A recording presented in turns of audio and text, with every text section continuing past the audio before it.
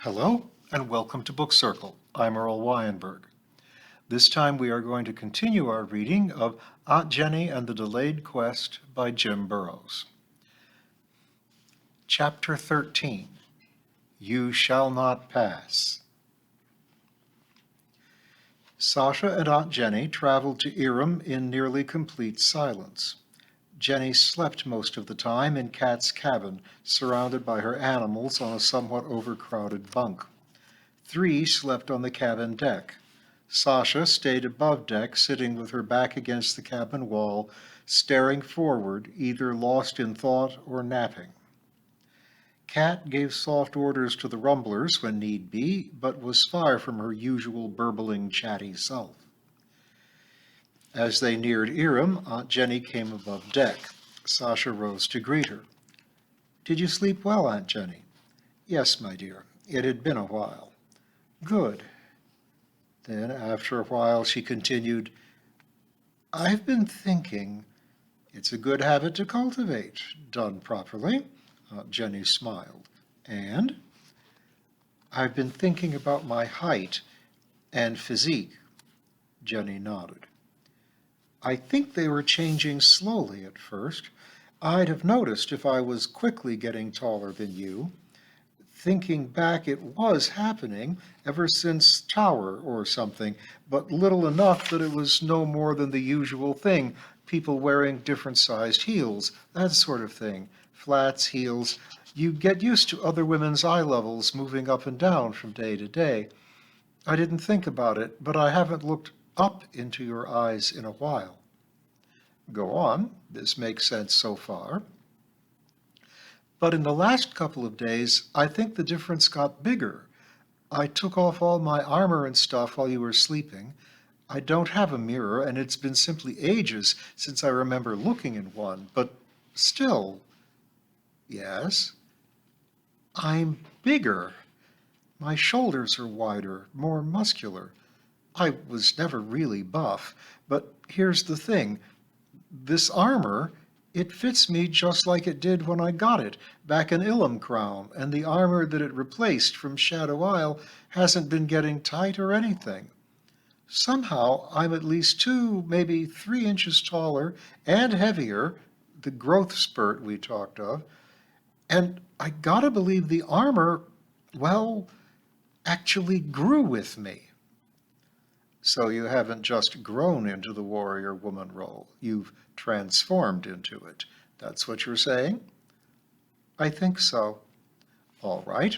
That sort of fits into what Alba Heath said about chaos." "Really? We've never discussed a lot of what he said beyond the quest." "Well, it was a little hard to grasp, really.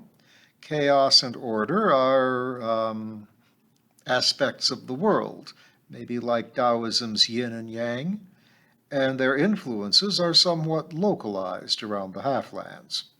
Chaos lies in or holds sway more in the dawnward direction, the east where the sun comes from. Order holds more sway duskward." "So we're in the more chaotic end of the Halflands?"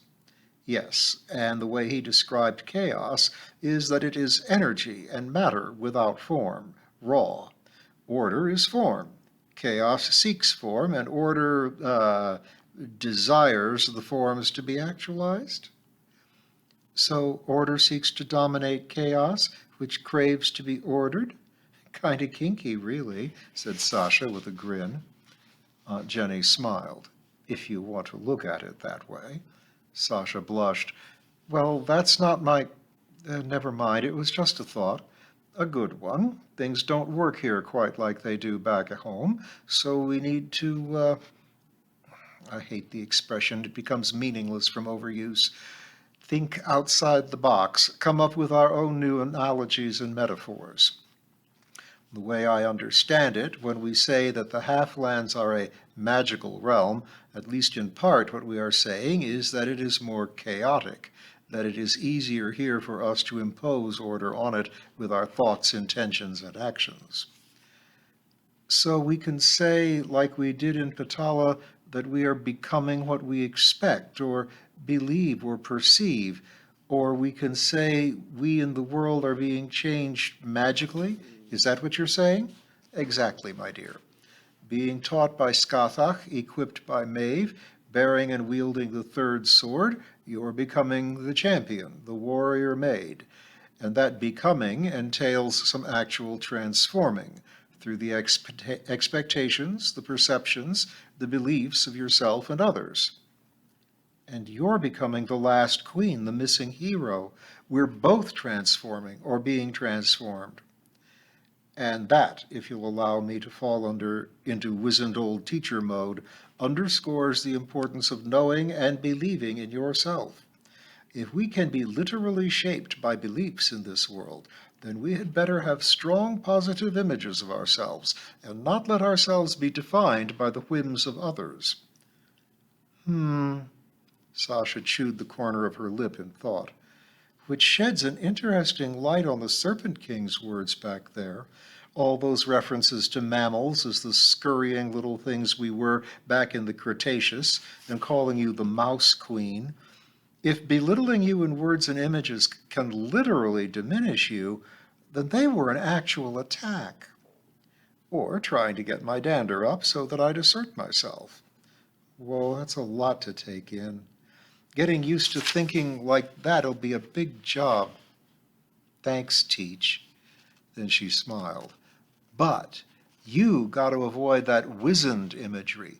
The warrior queen can be sagely, but she'd better be robust. Focus on slaying sea beasts and surviving fights with dragons. You old battle axe, you. With that, they both laughed.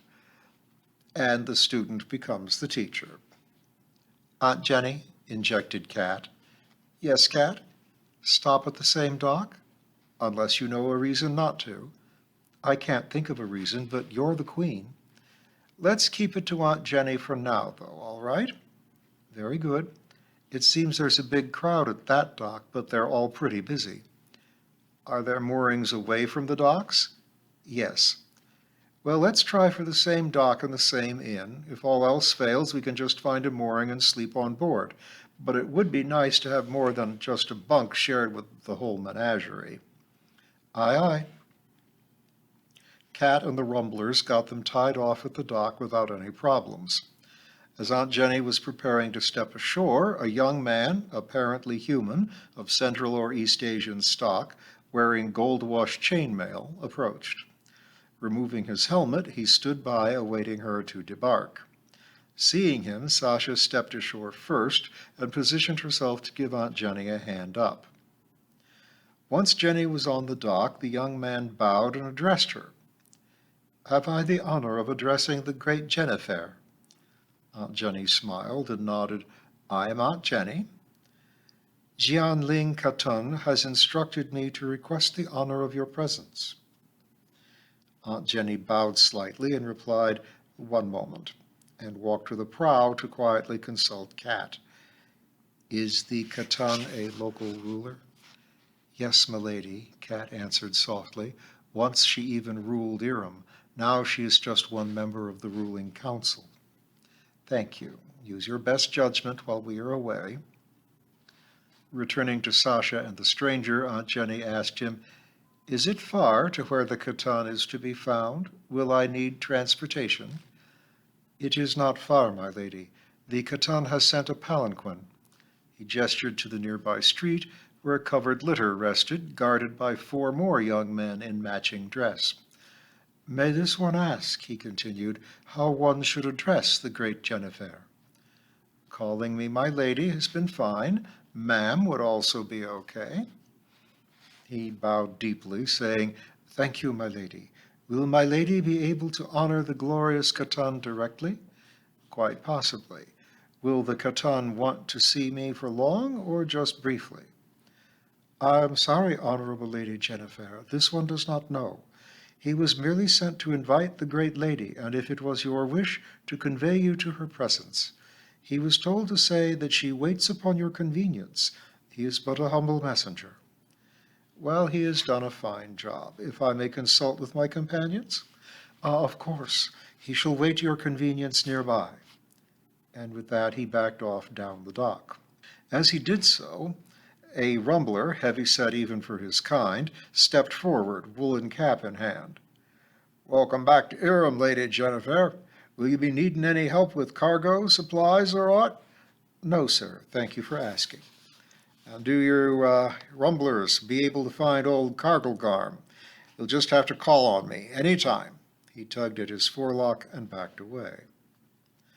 Aunt Jenny gathered Sasha and 3 by the prow and waved for her rumblers to join them. They did, Rollibutt on the dock and Garl sitting on board. "Do any of you know a reason that I should distrust the Khatan, Jian Ling, or not accept her invitation?" "No, Aunt Jenny," said Kat. The rumblers exchanged looks, nodded, and Rollibutt said, "Na, m'lady, she be well thought of hereabouts." "Do you have your circlet in your bag, ma'am?" asked Sasha. "I do, and you're right, my dear, I should wear it." After a bit of thought, she turned to Geralt. "Could you fetch the red cloak from the chest in the cabin, Geralt? I dressed with an eye toward being inconspicuous." "That I will, my lady," he rumbled, and scurried off. "Anything else? Anyone?" No one had a suggestion, but Kat said, "Thank you, ma'am, Aunt Jenny, for asking us all." "We only learn by asking questions, my dear. I'm grateful to you all." Geralt trundled up, climbed the boat's rail, and handed the cloak to Sasha. Thanking them all, Aunt Jenny turned and led Sasha, 3, and the animals to meet the young messenger. They made their way to the palanquin. As they approached, one of the men guarding it touched the palanquin, and it rose a few inches off the ground. He then pulled aside the curtains so they could enter. Jenny and her companions stepped into the litter. Once they were aboard, it rose to about 18 inches off the ground, and the guard pulled the curtains closed. They made their way through the city streets, the palanquin gliding smoothly, with the guards jogging along, flanking it. Inside, Sasha spoke to Aunt Jenny. "I take it you recognized her title?" "Khatan, was it?" "Yes, something like that. Khatan. It would seem to be from the Mongol Khatan, the feminine of Khan. A queen regent, one who rules in her own name. Here, help me arrange this," Jenny said as she pulled out the circlet, a few hairpins, and a small brush. Just about the time they had got her properly decked out in her circlet and cloak, they felt the familiar, if unexpected, sensation of being in an elevator going up. When they ceased to rise, the palanquin moved sideways a few feet, then sank down a foot or two. Hands parted the curtains, and they found themselves on a balcony, high up one of the famed towers of Irem. Sasha was the first to speak. Looking around, she said, "I'm going with Aladdin's journey to Tomorrowland. A palanquin isn't quite a flying carpet, but there's a thematic resemblance." "I can't argue with that," agreed Aunt Jenny. She gestured with open hand. "After you." Sasha stepped out of the litter and stood to one side, palm flat atop the pommel of her sword, and as Aunt Jenny stepped out, announced her in a clear voice. "Comes now the Lady Jennifer, the 12th and last Queen of Avalon, healer, scholar, and teacher, to accept the gracious invitation of Jian Ling Khatan." In for a penny, in for a pound, as they say. Diaphanous silk curtains separating the balcony from the tower room were pulled back, and 2 guards stepped through to take up posts on either side. Out strode a short, stout woman of considerable age and regal bearing. She wore a purple tabard over a shirt of gold-washed mail and soft leather leggings. An even deeper purple cloak, edged in snow-white fur, lay across her shoulders. Her steel-gray hair was held back by an elaborate knot-worked circlet of gold, bearing a rough-hewn scarlet gemstone. Its faceted mate adorned the clasp of her cloak. A short, heavy sword hung at her left hip, some sort of graceful handgun, was holstered on the right. Lady Jennifer, I am delighted that you could accept my invitation. Won't you come in and introduce me to your retinue? She gestured expansively to the richly appointed room within. I'd be delighted. Please call me Aunt Jenny. If you will call me Sister Ling. Wonderful. Agreed.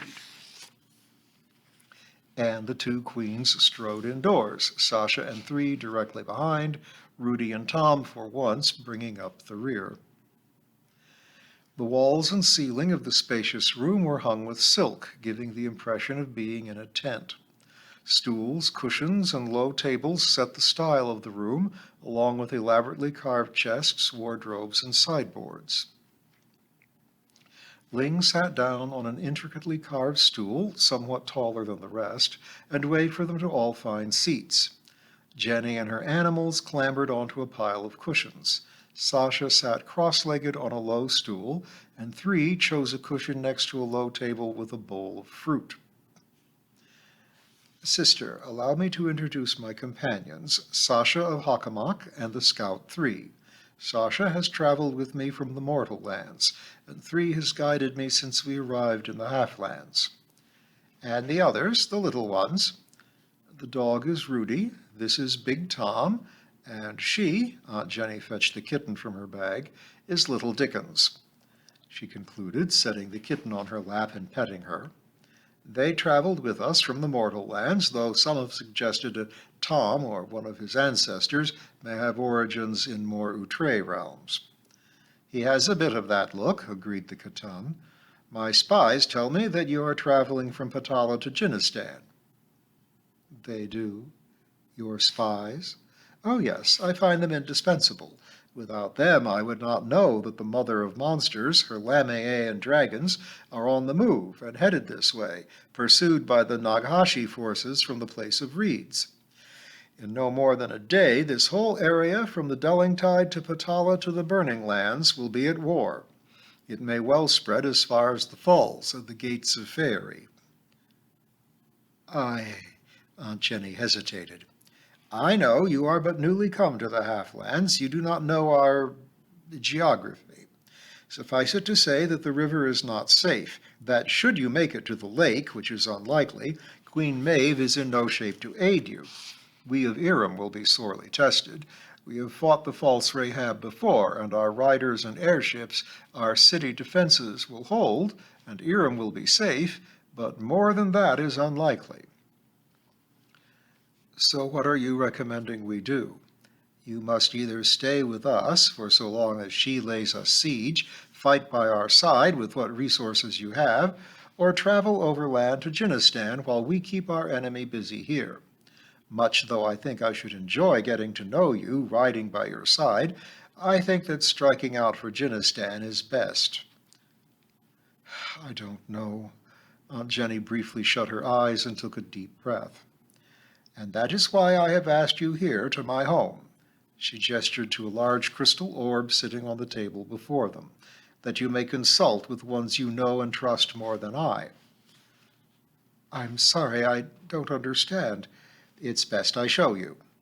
And with that, Jianling Khatan gestured mystically at the orb and called out, Queen Maeve. After a few moments, a soft voice came from the orb, Yes, Ling, I am here. And a glow within the globe grew, and an image began to form, extending out until it seemed that Maeve, in miniature, was seated translucently upon her throne in the middle of the table. I have told our sister queen Aunt Jenny of her latest threat. She has little reason to trust me, so I called you forth. Maeve turned to Aunt Jenny and smiled. 'Tis good to see you again, Jenny, and your champion. And you, Maeve. Sister Ling tells me that your journey has brought some success. I only wish that I could say that the news from, she nodded, the Isle were as good. Aunt Jenny nodded. I have had a discreet message of my own that said as much. Then you understand. Talking this way may not ensure our privacy, so let me say only that Jianling, the dreadful Khatan, is our honorable sister. You may trust her guidance. Thank you. Good journeys to you, Aunt Jenny. And with that, the image faded. Aunt Jenny turned back to Ling. Well, that was interesting. It certainly seemed to be the real Maeve. I guess I've little choice but to believe you. There is always choice, Jenny, but true, ours are limited. What next, then? We fate you, accoutre you, and set you forth into the burning lands upon the finest of steeds, with a small escort of my riders who will see you as far as my alliances permit. That would be my counsel, and it should be done quickly, quietly, without drawing o'er much attention to our acts. Early the next morning, a dozen riders set out through the dawn gate from Irem. The Khatan had personally helped Jenny and her companions select 3 marcher ponies, palfreys suitable to travel the halflands and the marches, and a pair of pack animals. The palfreys were sturdy mounts, neither as large nor as fast as the night steeds they'd ridden into Dream, but with the same smooth, ambling tolt gait. Three's mount was outfitted with a pair of baskets for Rudy and Big Tom. The pack animals carried food, water, camping, and medical supplies, and each of the palfreys carried additional food and water in saddlebags. The burning lands were no place to be caught without adequate supplies. Bokatai, one of the Khatan's finest captains, led a squad of warrior scouts well familiar with the Dawnlands. They wouldn't be able to accompany Aunt Jenny the whole way to the mountains of Kaf, but could escort them well into the Dawnlands. Thanks to the tolt gate, which allowed the inexperienced 3 to keep up, they made excellent time. Their first day took them through broad cultivated fields of golden grain, wild prairie lands, deep forests, and finally into the burning lands themselves, a wide desert broken only by the occasional oasis. On their way they encountered farms, villages, nomadic shepherds and herders, and a caravan of merchants. A few of the nomad groups looked like they might consider preying upon the party until they got a clear look at Bokatai's Iron Riders. When they had set up tents next to a spring-fed pool in the 3rd oasis, the captain approached Aunt Jenny. Come dimming, eventide, lady, we must part ways. Beyond is the land of the Fire Lords. You might know them as Efreets or Mazikim, and the Iron Horde are not on good terms with them. There, among the fire cliffs, to be with us may be a provocation. I understand, Captain. Sister Ling, the great Khatan, has spoken of this. If you pass to moonward, by which he meant duskward, away from dawn, you may pass without offering them too much offense. Ride as long as you and your horses may, and then pitch your tent for the heat of the day. The second dimming should see you beyond these lands. Bear you slightly dawnward, and in another 2 days you should see the mountains of Kaf. The 3 peaks are the heart of Jinnistan. Jinnabad lies atop the central peak, the highest. Thank you, Captain. I have no doubt that we would have fared far worse without your escort. More than one of those bands, I feel certain, would have assaulted us. It was our honor, lady. I wish only that I could assure your further safe passage. These are dangerous lands. Do you have any advice should we encounter a Mazik? Yes, honored lady. Avoid them. He smiled apologetically, shrugged, and went to see his horses. Sasha passed him, having just watered their horses. I heard the tail end of that. Avoid them. A helpful strategy for dealing with encounters with them. Well, the terms used to describe them suggest that they are more dangerous and ill-intentioned than the genie-like spirit beings. It takes a certain chutzpah to intentionally visit the jinn. I can see that avoiding their wilder, less hospitable cousins might be good advice. Sasha nodded agreement, then quipped, Nope, not Kansas anymore. Or even Hockomock. They laughed, and then Sasha excused herself. If you don't mind, I think I'm going to remove some of this armor. Silk seems far better suited to the climate than metal, and I'm not sleeping in this stuff. And so as long as we're stopped, I have a tent to change in. Ladies go in, 3 watch. Thank you, 3. And I'd love the chance to get out of this sun. And Aunt Jenny followed Sasha into the tent. And we will follow them the rest of the way to the land of the Jinn next time.